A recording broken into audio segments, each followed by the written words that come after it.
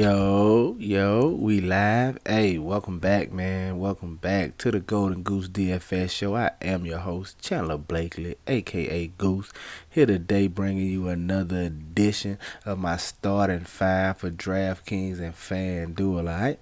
And before we get into that, man, y'all know we got the lineup review. So hit the subscribe button, hit the like button, turn the notification bell on, man, while we get this review going for y'all, alright? Yeah.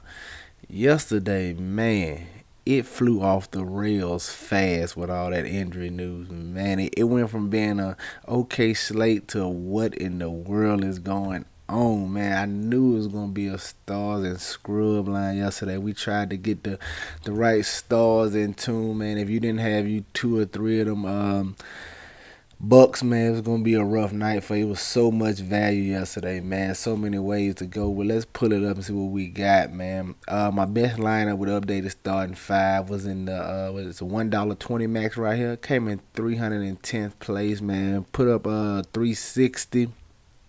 Very solid output yesterday. Just not enough for the slate, man. It was a scoring monster yesterday.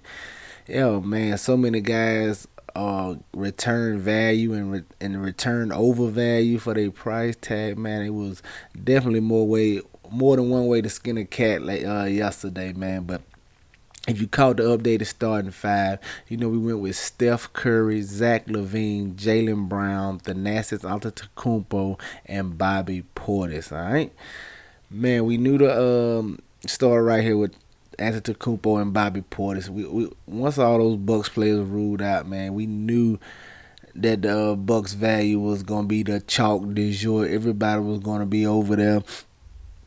So I knew you was like I said, I knew you were gonna need at least two or three of them. I just wanted to pick the ones I was most comfortable with, and that was the Nassas and Bobby Portis. So I just locked them in. As you see the ownership right here, the Nassas came in at 45, Bobby Portis right at 58.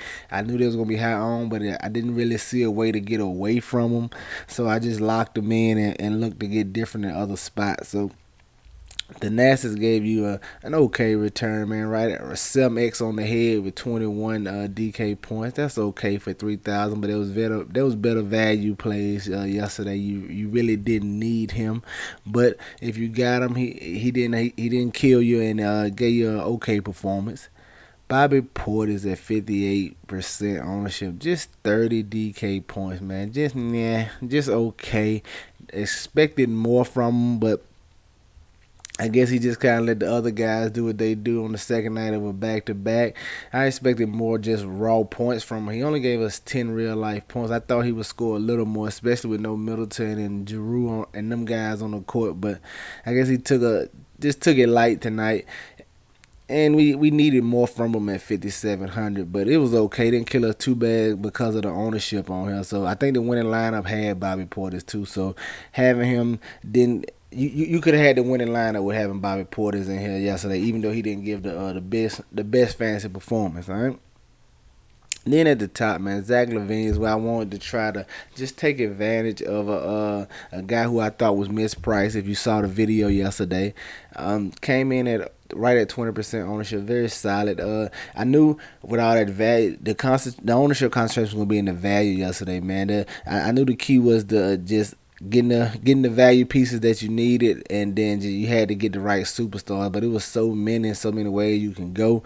But I like Zach Levine. I just wanted to take advantage of his price, especially this matchup against the Hawks, man. And he gave us one of the better performances last night. Right at 70 DK points, man. I thought he was on the way to 80 after that monster first half, but we'd definitely take that at right at 20% ownership, man. He pushed us up the leaderboard here. And then the guy who let me down, man, Mr. Jalen Brown. Oh my goodness. In OT, I got him at 17%. He only gave us 44 DK points, man. I was expecting at least 50 plus from him, especially in the OT game. Then going against this Minnesota Timberwolves. But I mean, I guess it's to be expected when Tatum had as big a game as he had. I am Marcus Smart, so I just had the wrong Celtic here, but It's okay, man. It was solid enough to keep us in the money. I take it out of Jalen Brown right here, this 8K price tag. And then at the point guard spot, my starting five went Steph Curry. It was just the highest total on the slate, man. Wanted to get a piece of it other than Westbrook, because I didn't want to spend that much, because you can see what I was trying to do here, get me 2 or 3 stars in this lineup. Steph Curry at 9,900, 46% ownership. A lot of people was on him, but I knew they would be, especially in the game with the Washington Wizards yesterday, especially being the highest total on there. He gave us 52 DK points. Okay, but definitely not enough on yesterday's slate, man. As you have multiple players pushing 70 fantasy points, so Steph Curry was okay, didn't kill us, but it was a very solid performance from him. And then rounding out my lineup, man, I wanted to go Trae Young here, because I told you I liked the Chicago Atlanta game yesterday, and I liked Levine already, so I wanted to run it back with a player that I thought would definitely be low on in Trae Young, and I was correct, man. He came in at 8%, and he gave us 64 DK points, man. Huge fantasy performance out of him, and that was a pretty high scoring game. It was close for a minute. I was hoping maybe we could get overtime, but the Hawks kind of pulled away towards the end, but gotta love it out of Trae Young, especially at 8% ownership. And then round it out, man, just salary play, what you had left. I just wanted to get some more of the value guys out there. Jaylen Mcdaniels here for Charlotte came in at 18% ownership. I know he was slated to be some of the highest on value, but once that Milwaukee Bucks value opened up, his ownership dwindle. So I still thought he was a very good value play, especially once I seen him starting. So I wanted to lock him in as well. Got him right at 18% ownership. He gave us a monster performance, man. 40 DK points. Gotta love that, especially that 18% ownership. And then Jordan the Warrior here, just another bare minimum, man. I feel like he could not kill you at this price tag, and I wanted to lock him in as the another. I wanted most of the bigs from the Milwaukee game. I didn't trust the guards and Jeff Teague and Brian Forbes, and I didn't trust them too much. I just wanted the bigs from the Bucks, so that's what I did and went Jordan the Warrior here at 28% ownership. He gave us 38 DK points, man. Very solid, man. Like I said, we put up 360, came in 310 plays, man. Any other night, 360 would do it for you. Just not last night, man. You had to have 400 to bring home a GPP, but very solid, man. Another good night. We're having a very good week over here. Let's keep it continuing, keep it going. Let's finish up strong, man, on this weekend, all right? Coming into today, man, at point guard, at the top, a guy I want to look at is John Wall, going against the Golden State Warriors. I love this matchup here against the Warriors. Like this price tag for John Wall at 7,900. He should be back into his full run, as he just set out for rest purposes last game, so I'm expecting to see 30-plus minutes. And he's been very solid fantasy producer this year, man. He can return you great value at this 7,900, and especially in this matchup against the Golden State Warriors, man. He should be able to use his little bigger size against Steph Curry to take advantage of that matchup. I like going to John Wall here. Coming in as shooting guard, I want to look at CJ McCullum. Yeah, 7,700, man. Going against the Detroit Pistons, I like this spot for him, because this is like the off-brand game where people won't be looking for a big performance from CJ, and that's when he tends to give it to you, man. The games you're not expecting it from, you would expect a faster paced game, things of that nature, for him to give you a big performance, but a lot of times it's the off-brand games, the matchups you ain't thinking about. And plus, I want to go to him because we saw him get back to double-digit three-point shots last game, which is something he hasn't done in the past 4 or 5 games. He took 10 threes last time out. This is a very good sign. That's where he was at the beginning of the year, taking double-digit threes. So it looked like he's trying to ramp up his production. And I want to try to get ahead of the crowd here and go to C.J. McCullum, especially at this 7,700 price tag. I like getting to him tomorrow. Coming in as small forward, man, a guy, DeAndre Bembry. Hopefully, he may be the forgotten man today, but I'm expecting him to step right back into the same role he had the previous 2 games, coming off his suspension last time out for leaving the bench. But at 3,600, all these Raptors guys still out, man. The Raptors are just playing horribly. And like I said, if they all still, I'm expecting him to step right back into the starting role. See around 30 minutes again, and he can give you a solid return at this 3,600 price tag. As you seen him get 30 fantasy points his last two times out before the suspension. I like going right back to him. It should be a great value option tomorrow, no matter what the news is, unless it's all the Raptors players returning. But get you some DeAndre Bembry tomorrow. Love him at the 3,600 price tag. Coming in at power forward, going right back to my guy Kevin Love.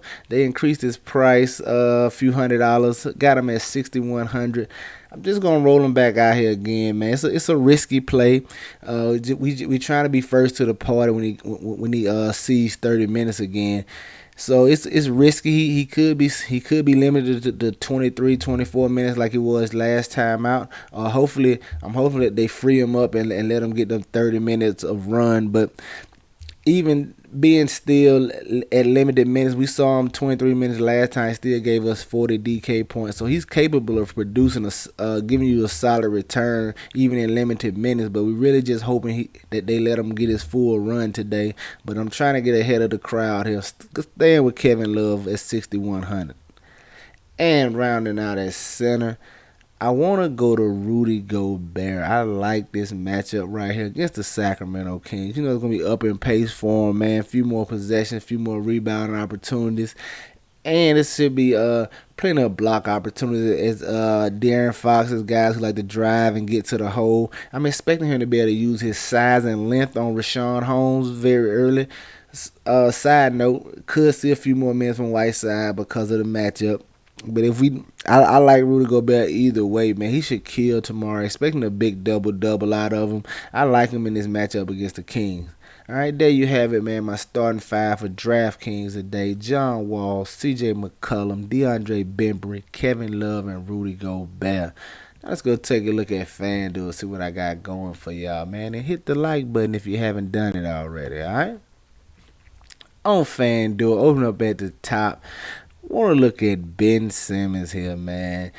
7,400, just too cheap, man. I know this might be a tough pill to swallow. Ben Simmons hasn't been doing anything, but the combination of just this price tag right here, Embiid possibly being out, man, I could see them resting him this game just to be safe, as they should be able to handle the OKC Thunder without him here. So if that's the case, Embiid is out, man. Ben Simmons and Tobias Harris are going to be automatically in play.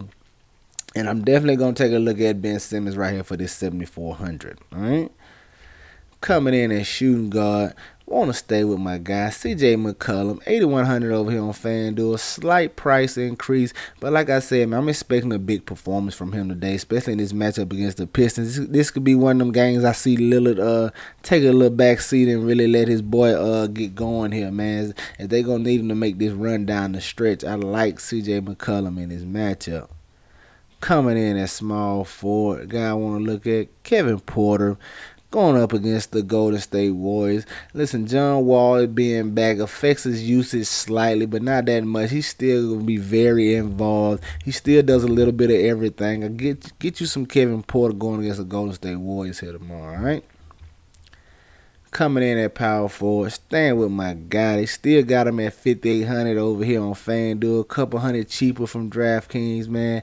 I just broke it down to you. I told you, I'm just trying to get ahead of the curve here, man, and be the first one there once he sees 30-plus minutes. He's going to crush this price tag if he gets 30-plus tonight. I like Kevin Love on both sides, guys.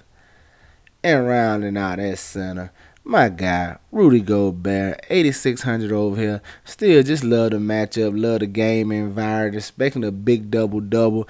Definitely hope he can get a few more blocks, as you know they count for 3 points over here on FanDuel. So I like Rudy Goldberg taking advantage of his, fully uses his height and length advantage against the Kings here, man, to give us a big double-double. I need 20 and 20 out of Rudy Goldberg tonight, all right?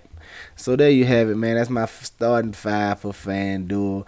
Ben Simmons, C.J. McCullum, Kevin Porter, Kevin Love, and Rudy Goldberg, man. Get you some exposure to these guys. Get them in your player pool. You know they're going to be in mine.